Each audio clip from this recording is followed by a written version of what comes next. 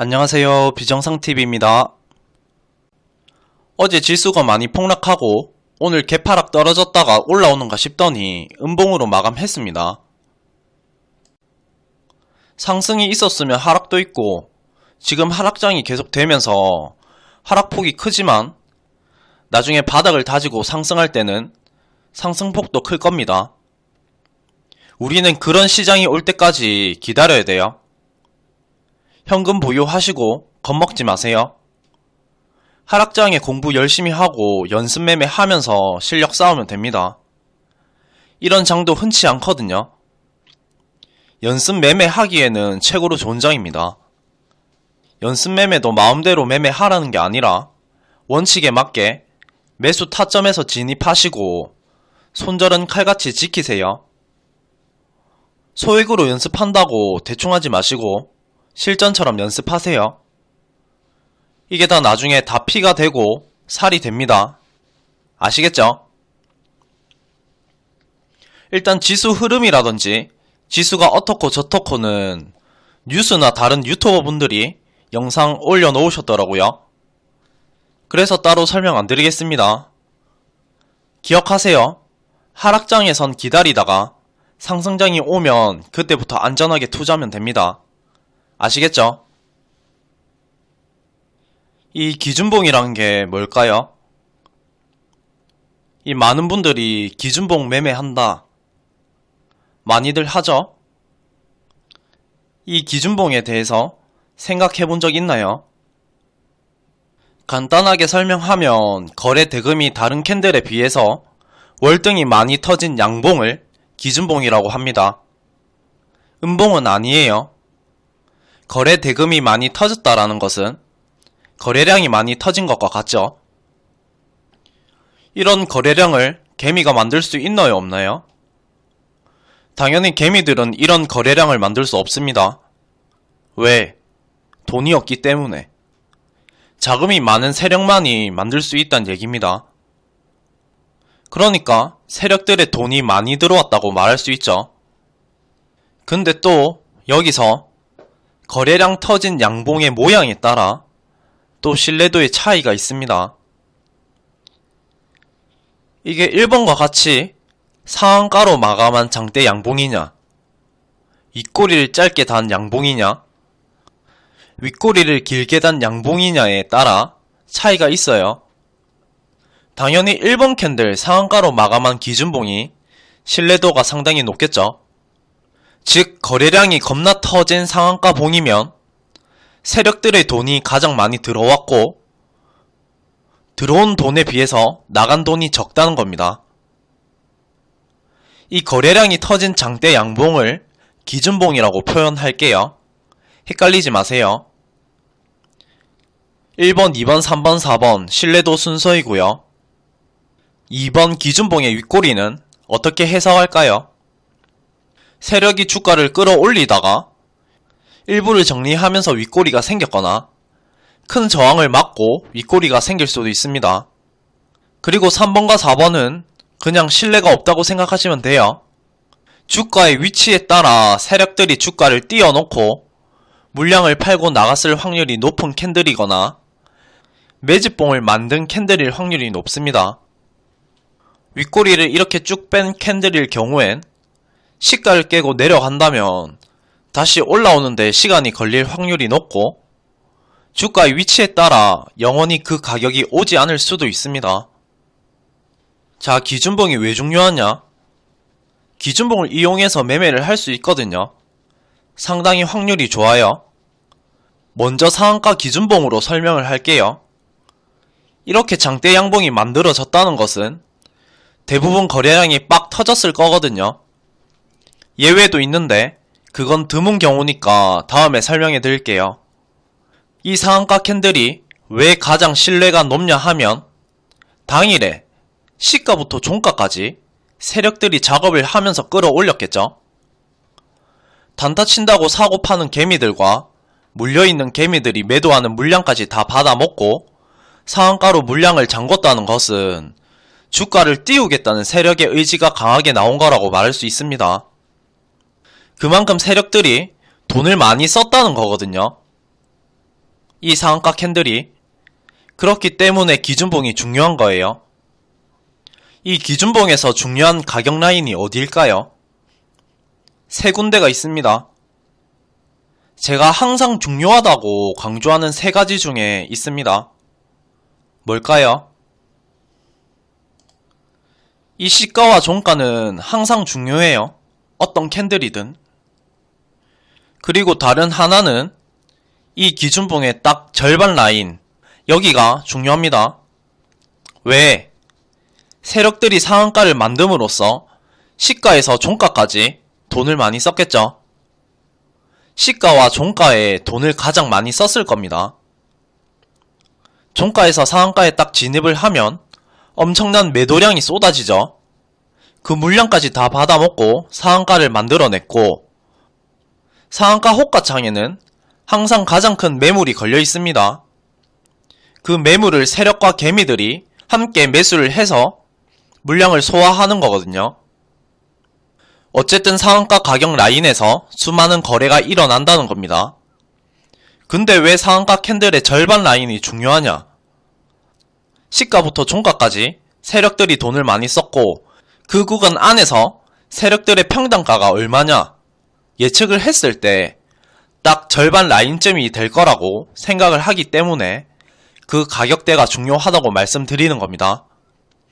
실제로 이런 위치에서 반등이 많이 나옵니다. 그럼 이렇게 윗골이 달린 기준봉은 어디가 중요합니까? 생각해보세요. 어디에요?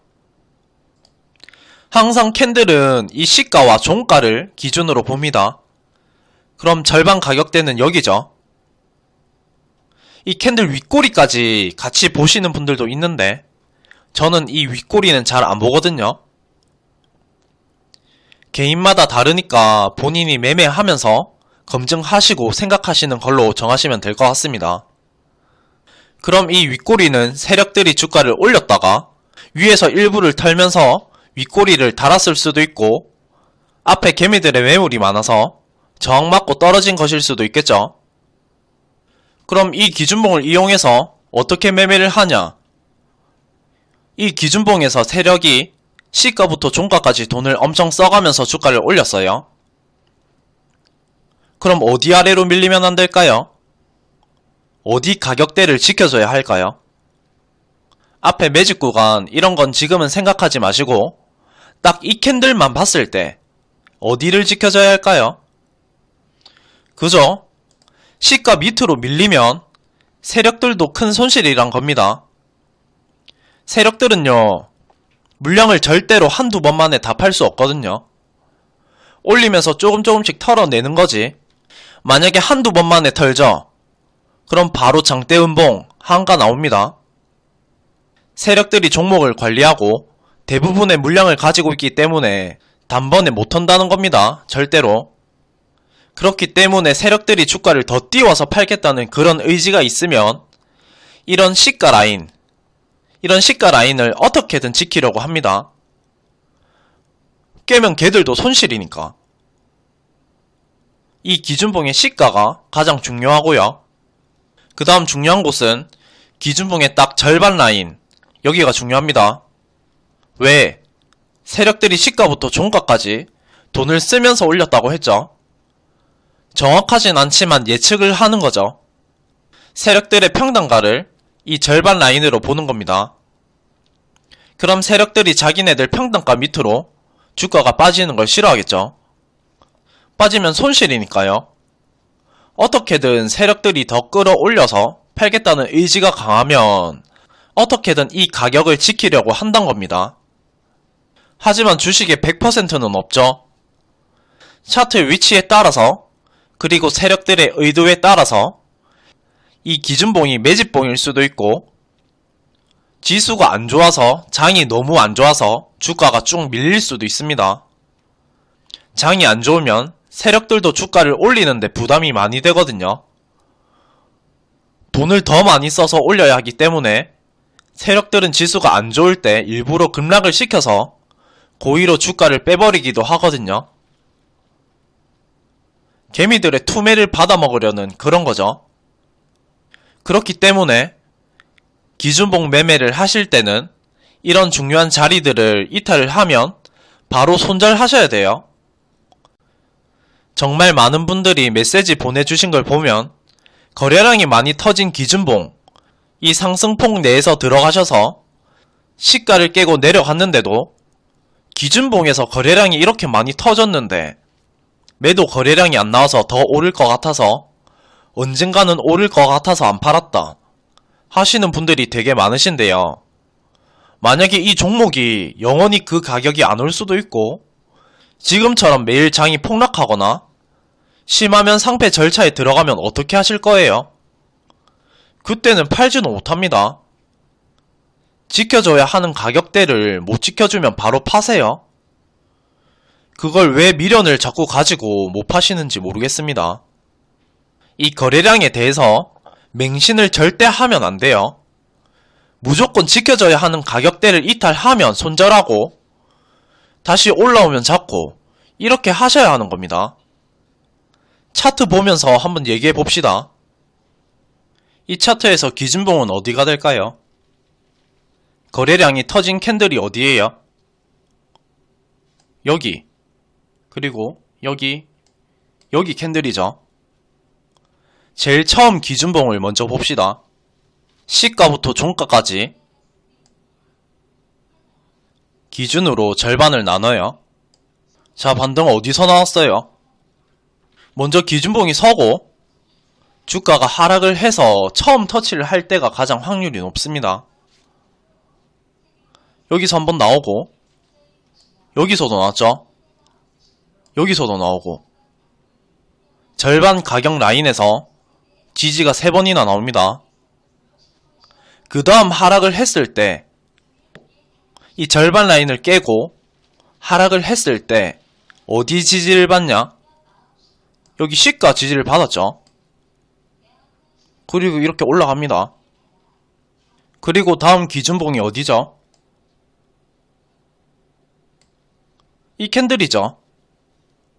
똑같이 세 군데로 한번 나눠볼게요.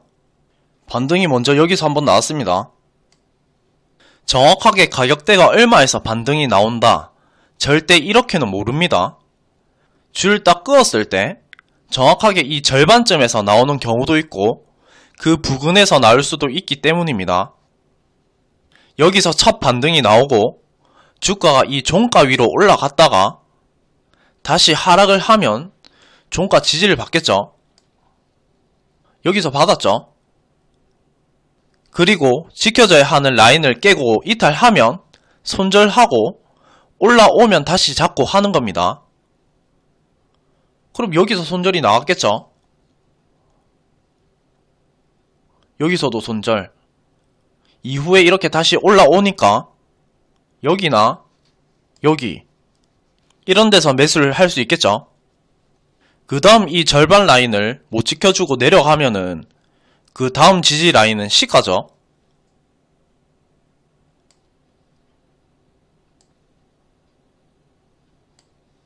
정확하게 여기서 시가 지지를 하고 반등이 나옵니다.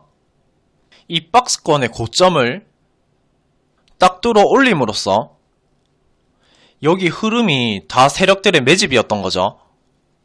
자, 그럼 여기서 이 450억 원이 터진 이 기준봉도 상당히 중요하죠.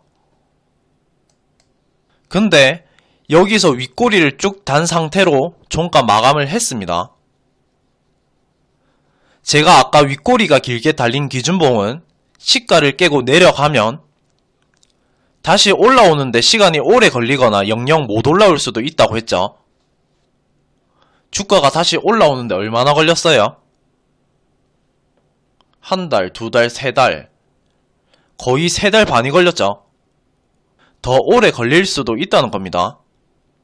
그럼 이후에 이 기준봉의 종가를 돌파했다가 하락을 하면 그럼 이 종가 부근에서 지지가 나오겠죠.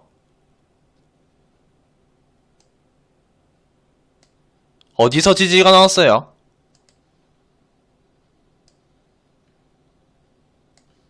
아시겠죠? 딱 여기 지점이 기준봉 눌림 매매이자 전고 돌파 후 눌림목 매매죠. 깔끔하게 보조지표 다 없애고 봅시다. 여기 기준봉이 서고, 기준봉이 섰죠? 여기 지지를 받았죠? 그 이후에는 어때요? 주가가 종가 위로 갭상한 상태에서 시작을 해서 하락을 하면은 이 종가 지지를 받는다는 겁니다. 받았죠? 그 이후에 이 장대 양봉들마다 거래량이 빵빵 터졌습니다. 그럼 또 끄어보는 겁니다. 시가, 종가, 그 다음에 중심봉. 여기선 살짝 깼지만 그 다음날 바로 갭상을 해서 딱 여기 절반 라인에서 시세가 나왔죠.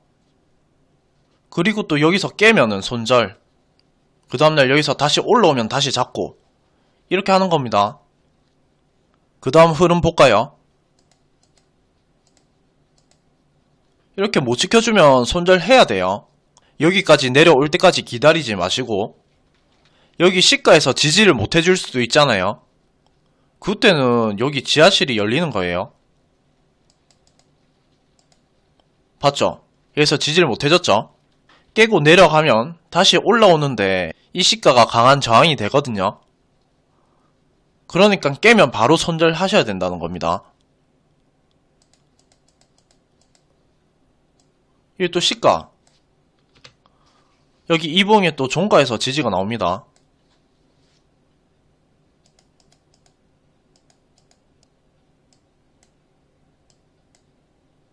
오늘 여기서 주가가 마감을 했지만 만약에 내일 여기 이런 가격 라인을 이탈한다, 이탈을 하고 여기 밑으로 빠지면 손절해야 돼요. 여기서 이미 앞에 시세가 많이 나왔죠. 시세가 나오고 빠지는 거라서 다시 오를 거란 기대감 자체를 가지면 안 되는 자리입니다. 이 종목 같은 경우에도 기준봉이죠. 시가 여기서 종가 위에서 지지를 받고 살짝 장중에 깼지만 종가는 여기서 마감을 했죠. 그럼 이걸 먹었겠죠. 그리고 주가가 하락을 하면 여기 중심가 여기서 지지를 받았죠. 그리고 다시 올랐고 그 다음 하락을 하면은 또 깨겠죠. 이 처음 터치할 때가 가장 확률이 높다고 했습니다. 두세 번 깨려고 하면은 쉽게 뚫려요. 그걸 확실히 지지를 해주는지를 확인을 하고 매매를 들어가야 돼요. 그 다음 여기 시가에서 딱 지지를 받았죠. 그리고 다시 올랐고 다시 오르고 나면 다시 또 여기서 지지. 아시겠죠? 여기서 깨면 매도, 올라오면 다시 매수. 그럼 뭐 이런 거 먹었겠죠? 이게 기준봉이 서고 처음 터치할 때 그때 매수하세요. 이렇게 두세 번 깨고 다시 올라오고 이러면은 이게 되게 확률이 낮아지거든요.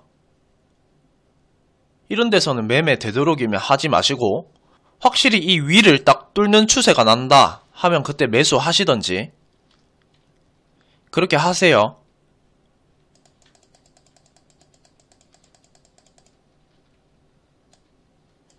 이런 추세를 확실히 뚫어줄 때 아시겠죠?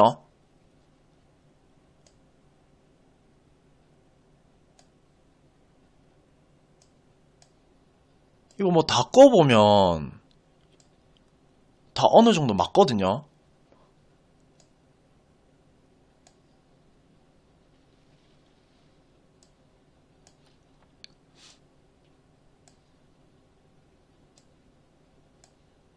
봐요. 이 다 반등이 나옵니다. 이 딱 처음 닿을 때 그때가 성공 확률이 딱 높아요. 봐요. 이 딱 두 번째에서는 다 뚫리잖아. 두 번째에서 딱 뚫리고. 그렇죠?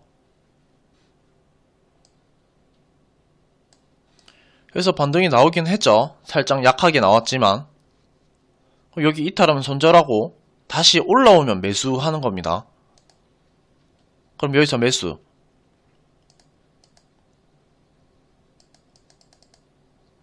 딱 여기 종가에서 딱 지지를 받았죠. 종가 위로 튀었다가 처음 닿이는 자리 여기입니다.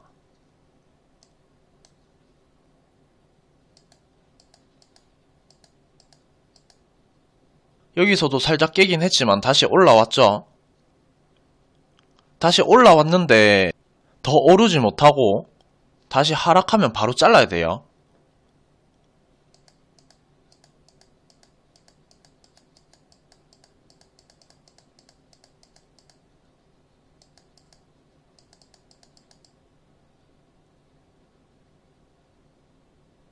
흐름이 어때요?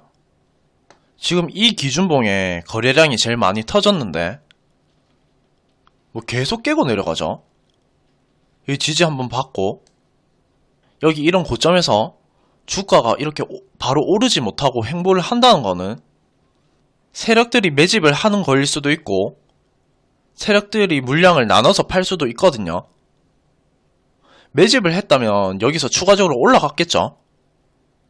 매집을 하고 세력들이 위에서 팔겠다 하면은 이 위로 이렇게 튀었겠죠. 근데 아니고 이렇게 빠졌다. 그럼 여기서 일부를 어느 정도 팔았다는 겁니다. 봐요. 지지를 두세 번씩 뚫으려고 하니까 계속 뚫렸다가 올랐다가 뚫렸다 올랐다 이러죠. 이런 지점을 아예 깨고 내려가면은 어디서 지지를 받겠어요? 이 시가까지, 이 기준봉의 시가까지 내려온 적은 한 번도 없었죠. 그럼 이 기준봉 지지를 받는 겁니다. 시가 지지. 받았죠? 오늘 캔들 여기서도 받았는데 주가가 내일 이렇게 올라가지 못하고 밑으로 떨어진다. 바로 칼 손절입니다. 여기서. 이게 다 매물이 되는 거기 때문에 여기서 칼 손절 안 하면은 큰일 납니다. 아시겠죠? 이 기준봉에 처음 터치하는 부분에서 매수를 하세요. 거기가 확률이 제일 높습니다. 이런 데서 매수하면은 확률이 낮아요. 아시겠죠? 여기까지 기준봉이었고요. 다음 영상에서 이평선과 매직 구간까지 보면서 기준봉 매매에 대한 영상 올리도록 하겠습니다. 들어도 이해가 안 간다 하시는 건 댓글 달아주시고요. 여기서 마치겠습니다. 감사합니다.